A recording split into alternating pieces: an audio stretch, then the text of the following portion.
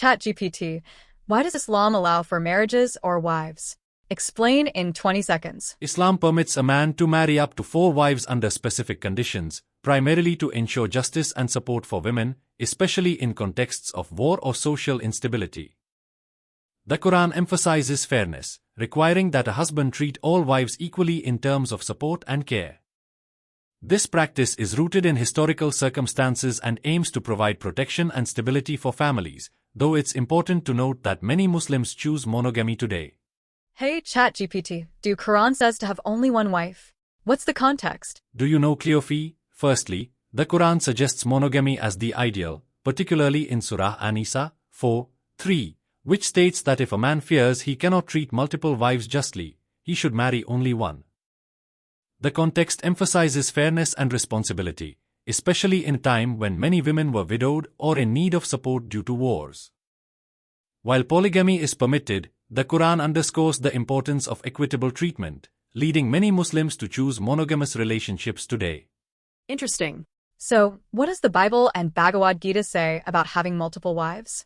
Reply in 20 seconds, please. In the Bible, polygamy is mentioned in the Old Testament, with figures like Abraham and Solomon having multiple wives, but it's not presented as a universal ideal. The New Testament emphasizes monogamy, suggesting that marriage is between one man and one woman.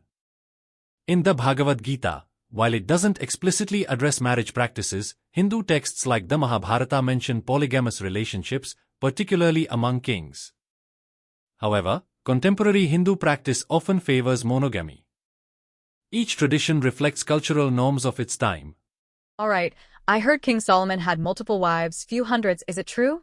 Please read Bible and reply in 10 seconds. Yes, the Bible states that King Solomon had many wives. In 1 Kings 11:3, it mentions that he had 700 wives and 300 concubines, which contributed to his turning away from God due to their influence. Good. Thanks ChatGPT. So how many wives and gopis of Hindu Lord Krishna had? Reply in 10 seconds. Cleophee, Lord Krishna is said to have had 8 principal wives, known as the Ashtabharya, and he is also famously associated with numerous gopis, cowherd girls, especially Radha, who are celebrated for their devotion and love for him. The exact number of gopis is often seen as countless, symbolizing divine love. Hey ChatGPT, is it true that the gopis, milkmaids from the life of young Krishna, who was a herdsman, are sometimes called his 16,100 wives? This mythology of Krishna's love with gopis is also described theologically as devotional worship of Krishna. The gopis risked having a relationship with him. Yes, that's true.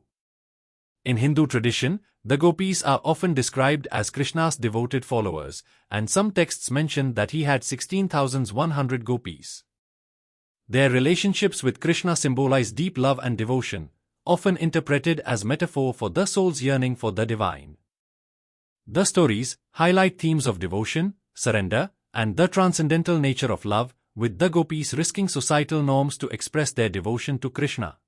Well, thanks ChatGPT. So 16,100 gopis, or it called wives as well. Do Lord Krishna have children as well through these gopis?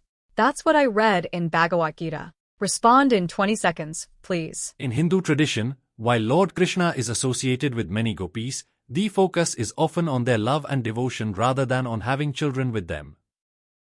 The principal wives, the Ashtabharya, are mentioned as having children. The relationships with the gopis are more symbolic, representing divine love and the soul's yearning for God, rather than conventional family structure. The Bhagavatam elaborates on these themes, emphasizing devotion rather than lineage. Okay, what I just did a Google search and found that while it is believed that Sri Krishna had 16,108 women and had 10 sons with each of them, he had 8 by 10, 80 sons from the main 8 renowned queens. After Lord Krishna destroyed the evil demon Narkasur, the remaining 16,100 wives wedded him. Correct? Yes, that aligns with certain Hindu texts. Yes, that aligns with certain Hindu texts. No way, come on, ChatGPT. That means 161,080 sons from 6,108 wives? According to tradition, if Lord Krishna had 16,100 wives and each had 10 sons, that would indeed total 161,000 sons. Thank you for listening. And that wraps up today's episode. I hope you enjoyed our discussion and found it inspiring. Remember, this podcast is all about sharing and connecting, so I'd love to hear your thoughts. If you liked what you heard, please hit that like button and subscribe for more episodes. Your support truly helps me keep this journey going. Join me next time for more stories and insights. Until then, take care and à bientôt.